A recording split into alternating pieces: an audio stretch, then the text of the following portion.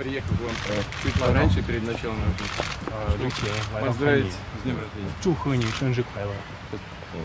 У нас такая необычная работа, которая заставляет нас и в дни рождения функционировать, исполнять свой долг.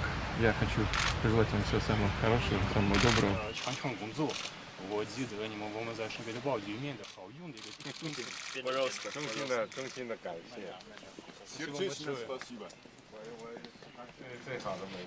Это самый вкусный.